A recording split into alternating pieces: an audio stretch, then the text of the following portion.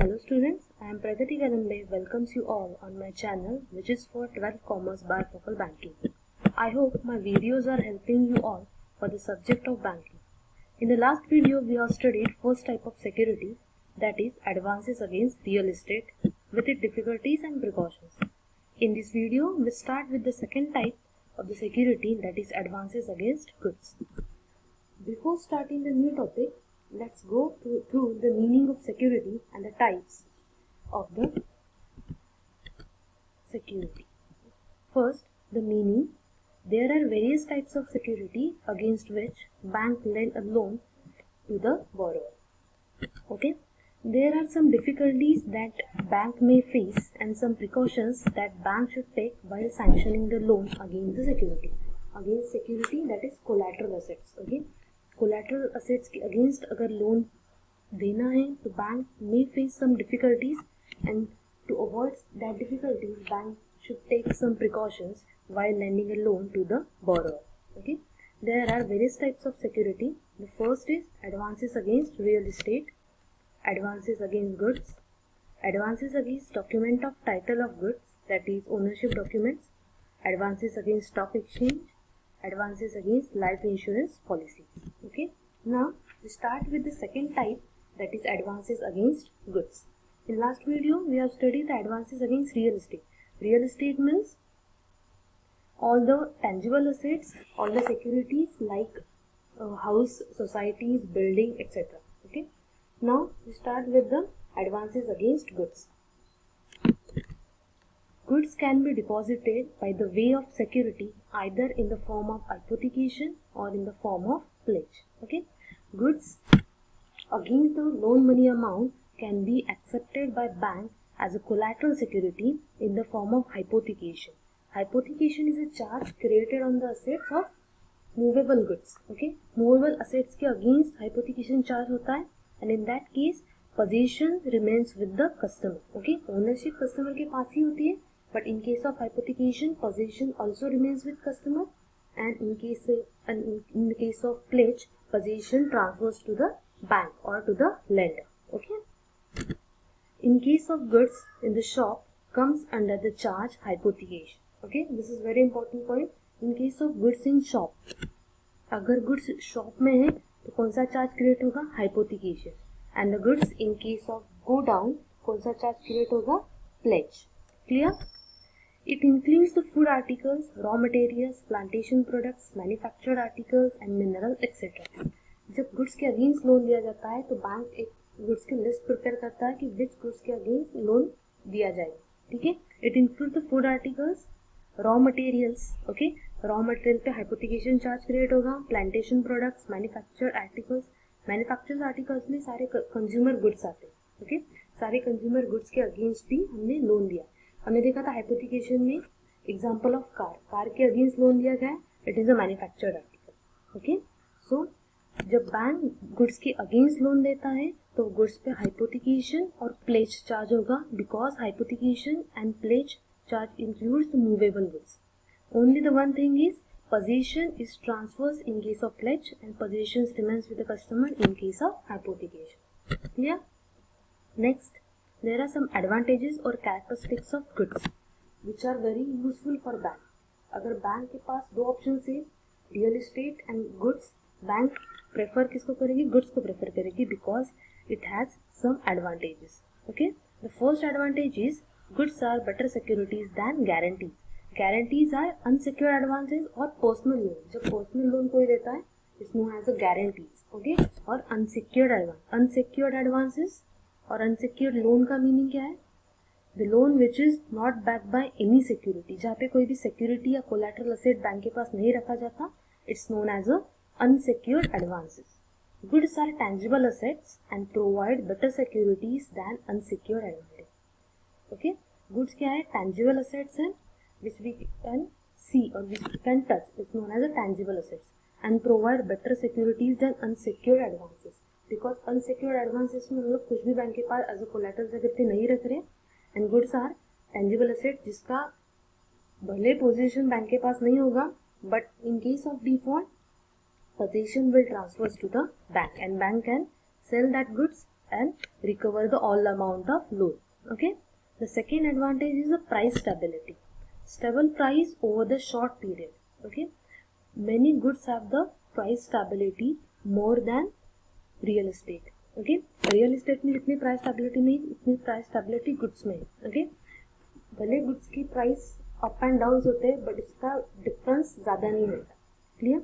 But in case of real estate की prices more up and down होते हैं. Clear. So the price stability is a very important advantages of goods. Next, easy marketable.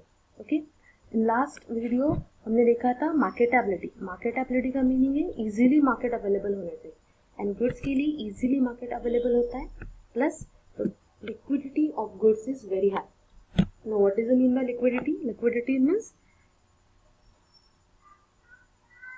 What is the mean by liquidity? Liquidity is transfer of assets into the cash.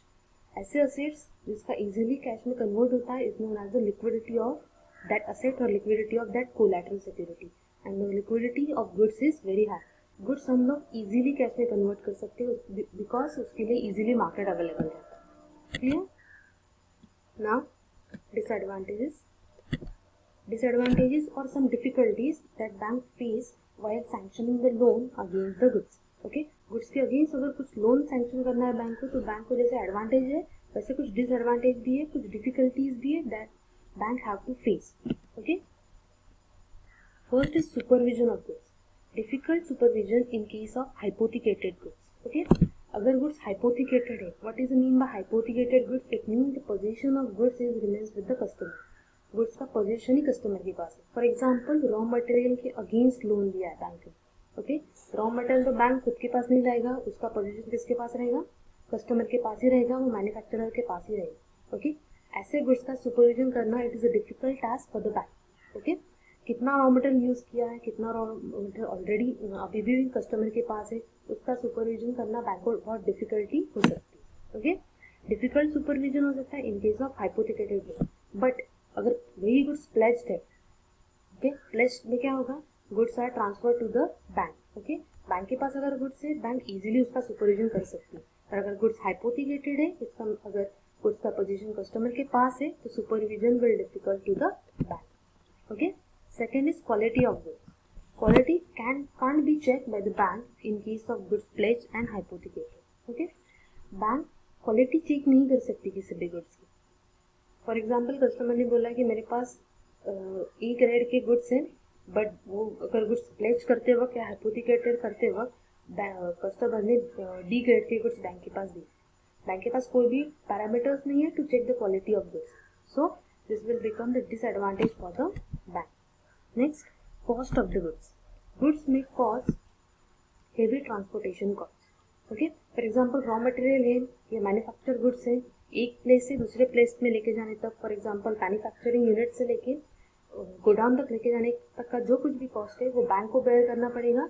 So loan amount की against, loan amount के साथ ये transportation cost भी bank bear करती है. So it will become the difficulty for the bank. Okay, the next, perishable goods. What is the mean by perishable goods? Perishable goods का meaning है जो goods destroy हो जाते हैं after some time. Okay, the goods which can damage और destroy if goods store for the very long period of time. Okay, for example, bank ने seasonal goods के against loan दिया. Okay, तो वो goods क्या होगी, आफ्टर सम पीरियड्स वो goods destroy हो जाएंगे और उसकी कोई भी वैल्यू नहीं रहेगी इन मार्केट, उसका डिमांड कम हो जाएगा. ठीक है, that may cause the loss to the bank after the default. Clear. Next is quantity of the goods. In case of hypothecated goods, quantity of the goods may be mismatched. Okay, in case of hypothecated goods हमने अभी एक example देखा.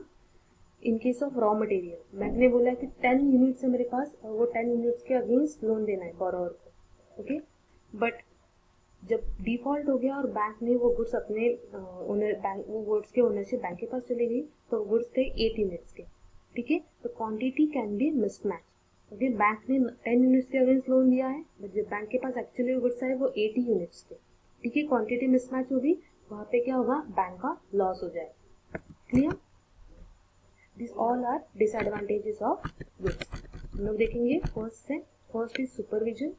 Difficult होगा अगर goods हाइपोथेकेटेड है क्योंकि उसका position customer के पास है. Second, quality of the goods, bank के पास वो भी पैरामीटर नहीं है गुड्स की क्वालिटी चेक करने का। Next, cost of the goods, okay, उसकी मार्केट प्राइस के अलावा बहुत सारे ऐसे कॉस्ट रहते हैं, ट्रांसपोर्टेशन कॉस्ट, कैरिंग कॉस्ट रहता है, वो बैंक को बेयर करना पड़ेगा। पेरिशेबल गुड्स, ऐसे गुड्स की जो goods after some time destroy हो जाते हैं, डैमेज हो जाते हैं, जिसका कुछ भी यूज नहीं या उसको कोई भी मार्केट अवेलेबल नहीं होता, it is a perishable goods. ठीक है, मोस्टली सीजनल गुड्स ऐसे होते हैं। उसके बाद quantity of the goods, in case of hypothecated goods quantity of goods may be mismatched. Okay, destroy हो गया या लॉस्ट हो गया तो वहाँ पे क्वांटिटी मिसमैच हो सकती है। Clear? These are the difficulties of goods. Next, these are the precautions which may take by bank while sanctioning the loan against the goods. Okay, कुछ precautions है। फर्स्ट, बैंक ने क्या करना चाहिए, जो कुछ भी डिफिकल्टीज हमने देखी उसके अगेंस्ट बैंक ने कुछ प्रिकॉशंस लेनी चाहिए।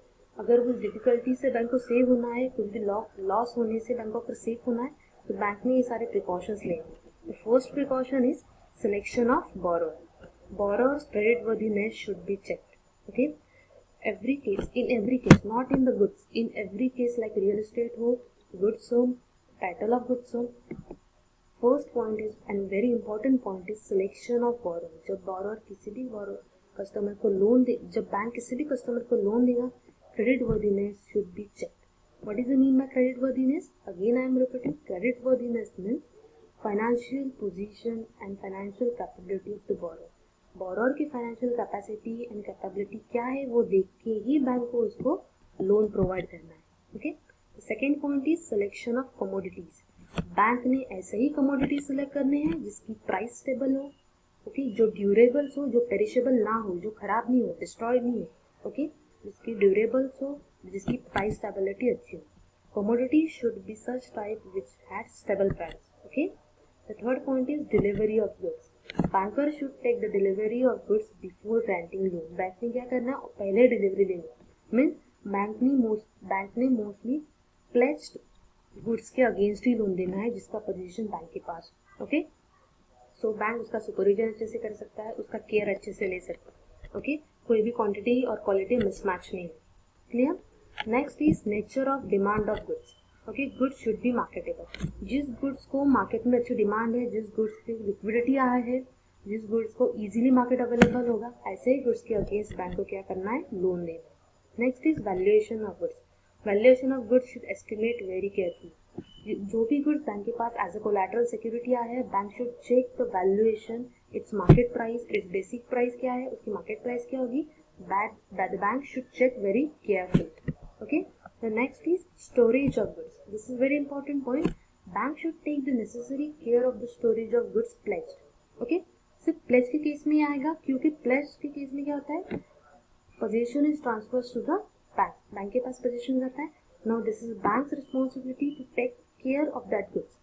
अगर कोई भी गोडाउन है, गोडाउन में गुड्स रखे हैं तो बैंक की रिस्पॉन्सिबिलिटी है वो गुड्स प्रॉपरली स्टोर करनी। इनकेस अगर गुड्स प्रॉब्लम में आ गए, गुड्स को कुछ हो गया, कस्टमर उसके अगेंस्ट पैसा रिटर्न नहीं करेगा। ठीक है, next, insured goods.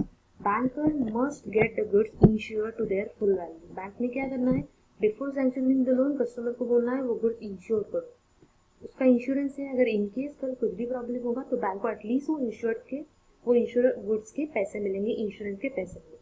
Okay, these all are the precautions that bank should take while sanctioning the loan against the goods. Okay, bank को सबसे पहले क्या करना है, करेक्ट बोरोअर सिलेक्ट करना है। सेकेंड, कमोडिटी सिलेक्शन करना है, जिस कमोडिटी की प्राइस स्टेबल है बट एंड कमोडिटी की लिक्विडिटी हाई है। Third, delivery of the goods. Bank should take the delivery of goods before the granting loan. Okay, means bank को प्लेज गुड्स को preference देना है। Next, nature of demand of goods. Bank should accept only such types of goods which have ready market. Okay, जिसको ready market है वही goods accept करने हैं। Next is valuation of the goods. Bank should take the proper valuation, proper market price of the goods. Next, storage of goods. Bank को क्या करना है, goods properly storage करने हैं। ठीक है, नेक्स्ट, इंश्योर्ड गुड्स। बैंक को क्या करना है, जो भी गुड्स बैंक उसके पास as a hypothecation, as a pledge रखेंगे, मोस्टली एज अ प्लेज रखेंगे, bank should insure that goods. Okay, in case of default, bank can get insurance amount of that goods. Clear? These all are the difficulties and precautions